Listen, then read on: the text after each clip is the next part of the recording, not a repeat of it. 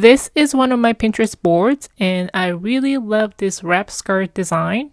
It looks very easy to DIY, but it looks a little bit too short for my taste, so I want to make a slightly longer version of it.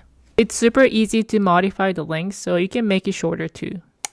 My game plan is to make a half circle skirt with slightly shaped ends and attach really long waist ties / waistbands to it.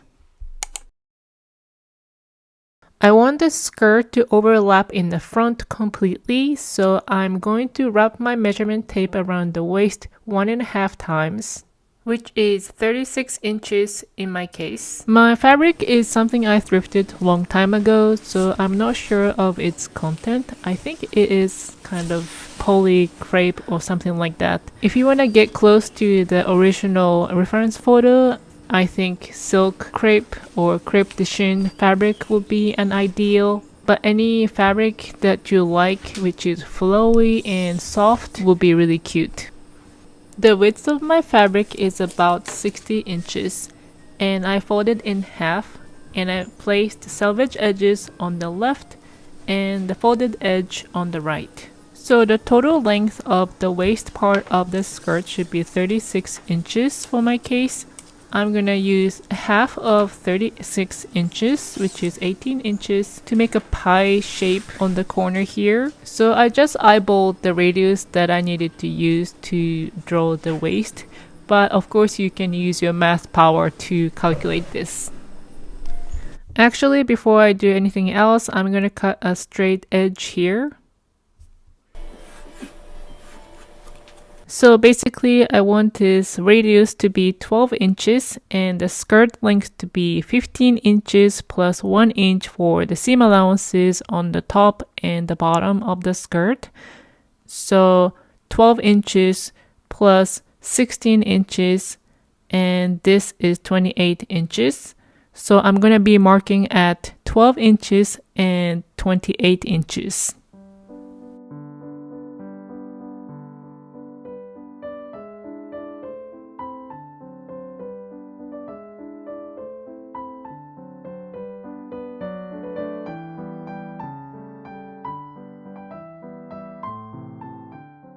So I drew 1/4-inch circles with 12-inch radius and 28 radius. I know you can't really see them, but they're there. And now I'm going to cut off 2.5 inch at the edge of the skirt, then I'm going to blend it into the hem.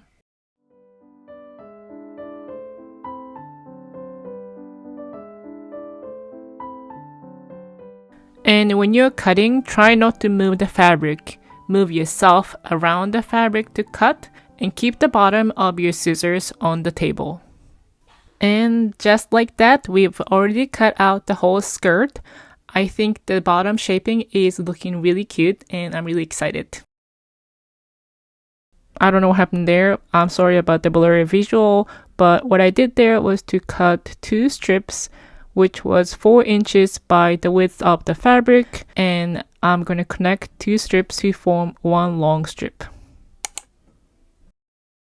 I'm going to do 3-step roll hem on the bottom of the skirt, which is a little bit tedious, but it'll give you a great result. So I recommend using this technique, especially if you're not used to doing tiny roll hems.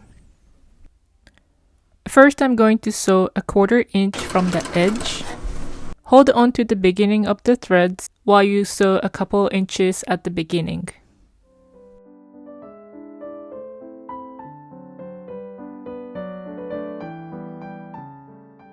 Again, I am sorry that you can't really see the stitch, but it's there 1/4 inch from the edge. Now I'm folding the fabric on the stitch. So the first stitch makes it really easy to fold. Then I'm going to sew really close to the folded edge. And don't cut the threads that's hanging from the first stitch just yet because you're going to use it as an anchor. By holding on to those threads and 2 strands that's coming from the sewing machine, which is top and bottom threads, you can easily start the next stitch.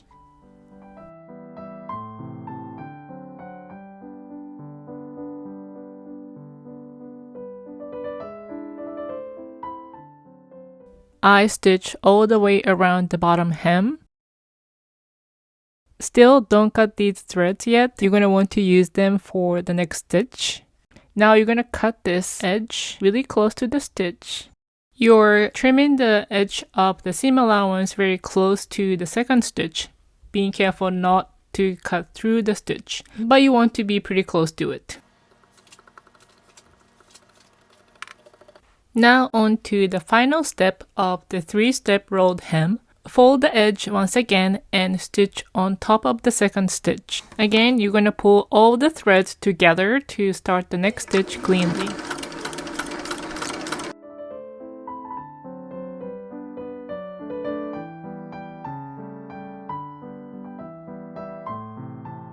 Now the roll hem is looking nice and tiny. You might have some ripples in some places, but it's normal because some places are on bias and some places are not on bias, so you might have some kind of inconsistency in the roll hem quality, but this is going to iron out nicely. So the next step is to iron it.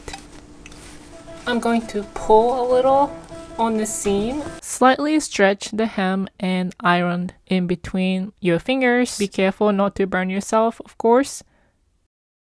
Yeah, don't do that. But it's okay, it's gonna iron out.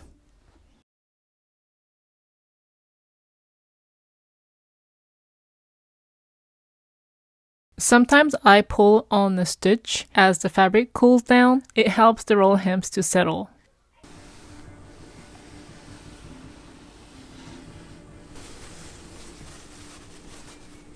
On these short edges, I am simply folding twice to make a little bit wider rolled hems. I'm using a pin to help me fold the edges, but when you're using pins and an iron together, make sure you have glass head pins so that they don't melt.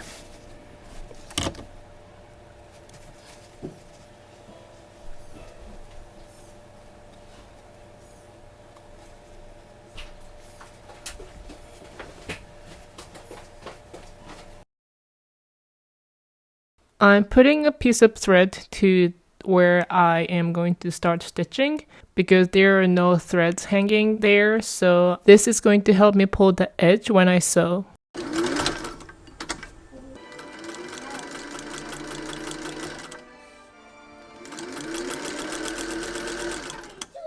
Once you're done with the stitch, you can take out the piece of thread and use it for another stitch.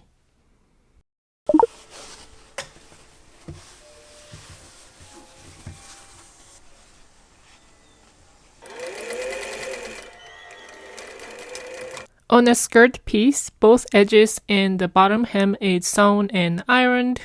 And on the waistband / tie pieces are sewn together and ironed also. I cut off the edges a little because they are bulky.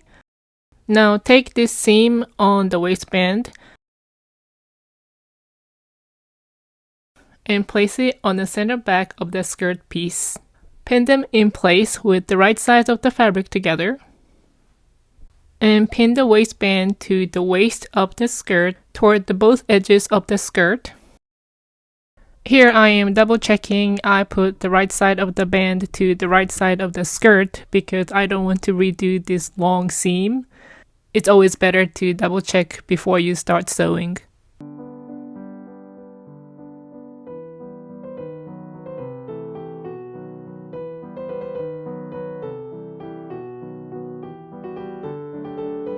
Now I'm going to sew this ribbon tie part, which is not attached to the waist of the skirt. I want to sew it with right sides of the fabric together, so I'm not going to fold it like this because this would be wrong sides together. Instead, I'm going to flip this over like this and fold the tie over like this and sew here. And continue sewing toward the end of the tie and then make a 90-degree turn here to sew the end. Hi. I want to say hi to this. Bye bye.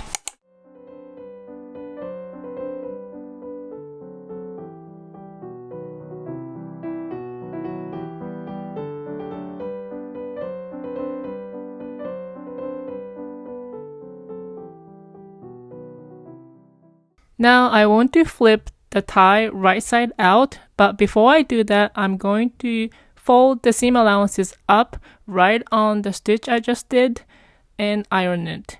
This is going to make it much easier later to iron the edges of the tie after flipping it right side out.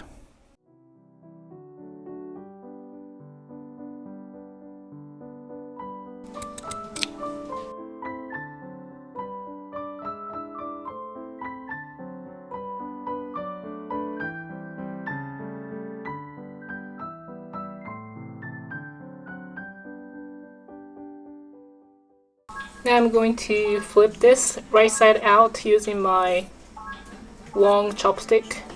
It's the back of the chopstick.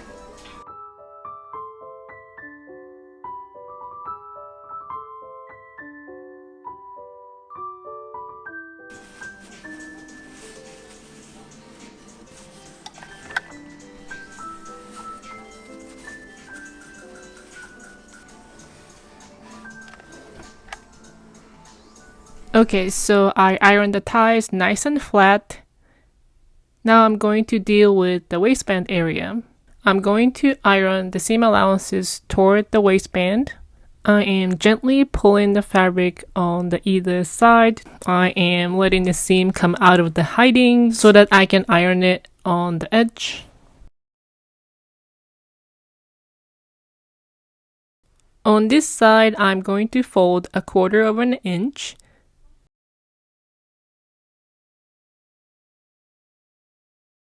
Now I'm going to bring this folded edge to where this stitch is, right on the stitch like this. And I can make the fold with an iron here.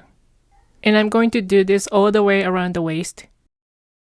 Now, after ironing, you can be brave and just start stitching. But I like to do hand basting first. Hand basting is basically just long stitches done by hand. It's meant to just keep the layers together and you're going to take it out later, but it gives you much more control than pins. So I like to do this to the waistbands, which is always tricky with a lot of layers, even with interfacing. So that's what I'm going to do. I iron first, then pin, and then hand baste in that order. This is the Japanese basting thread I use. It's cotton. It's strong enough but breakable, which comes in handy when I want to take it out after I do the machine stitching. And I don't have a knot at the end of the thread, I just do a quick back tack.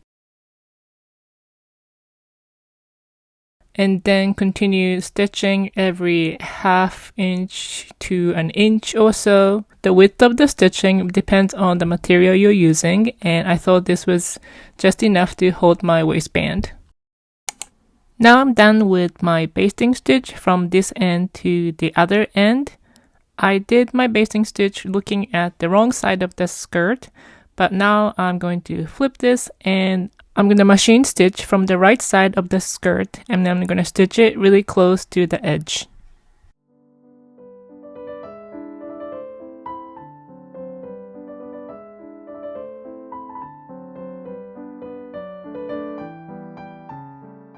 After the machine stitching, you can cut the basting thread and take it out using an awl. It's very confusing to me because it's spelled AWL, but anyways, once the basting stitch is out and you did the final ironing of the garment, the wrap skirt is complete. Thank you for watching my video to the end and happy sewing!